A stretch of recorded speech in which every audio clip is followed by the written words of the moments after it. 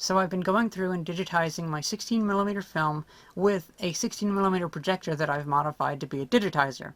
And it just occurred to me that the film gate on a projector is smaller than the film gate on a camera, so it crops the image and gives a nice solid border on the outside. But still, that means that I'm losing some video information, or footage, because there's still some information that's being cropped out. Now, I believe if I progress this further, okay, so now the pins aren't holding the film. There's definitely some in the vertical, and then if I move the film over, you can see there's even some more information that I'm not getting on the horizontal.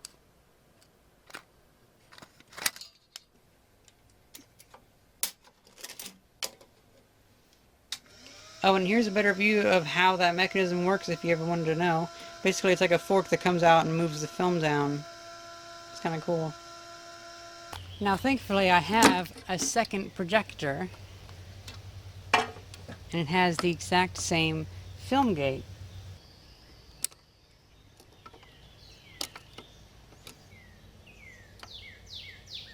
Oh, it is slightly different.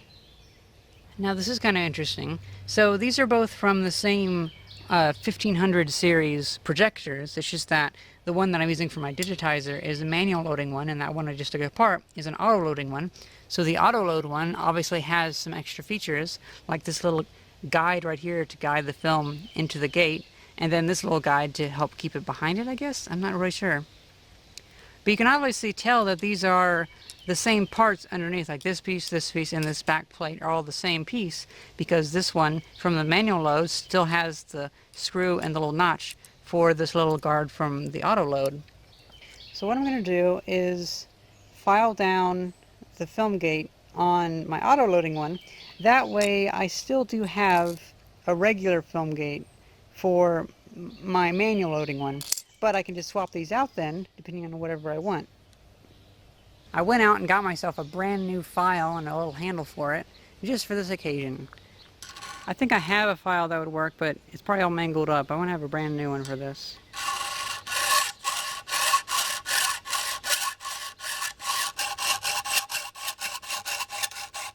Having a hard time keeping this even.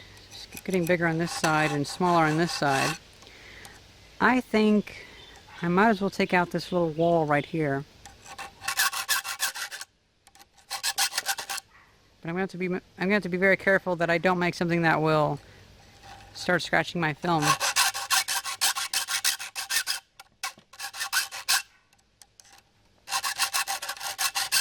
Now just a matter of going through and trying to make this as smooth as possible so it doesn't start scratching the film. That's about as wide as I'd want to go. It probably won't look too good in projection now because it'll probably show too much of the image. But hey, whenever I want to convert one of my Bolexes to ultra 16mm, this should be more than enough. So I've cleaned these, and now I'm adding a little bit of oil just to make sure that these work okay.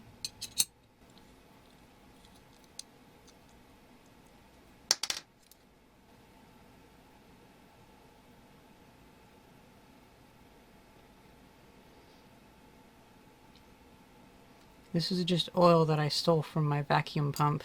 I'm not sure if it is the right oil or not, but this oil is better than no oil.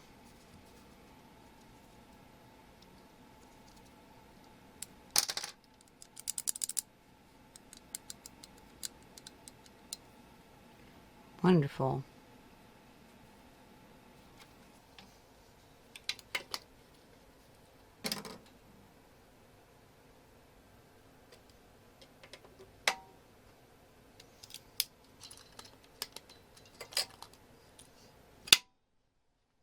I guess my Bolex actually does kind of record almost a widescreen image. I was afraid that I would be going over the, yeah, weird. Like going over the edges, but it didn't seem to be. And I believe I can adjust the framing. Oh, that's interesting. So evidently the framing on these projectors only really does something whenever the frame is moved. It's kind of cool. I'm actually pretty happy I did this now. And since I have my other film gate, the actual, like, the original one for this projector, I can always reverse the changes that I did. God, this is so cool. So now I can go back through and redigitize all the film that I just digitized, and I can get more of a picture than I did before. I'm kind of wondering if maybe I could reveal even more image. No, that's all it for on the right side.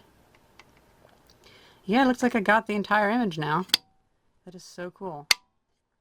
On most projectors, you probably won't have to make this part any wider, because this little piece right here, well, it seems to be bigger than the gate it's meant for, because I guess in many ways there's like two gates, although this is more like a sled. It just kind of rides over the film, pushing it against the gate. Not sure what the name would be.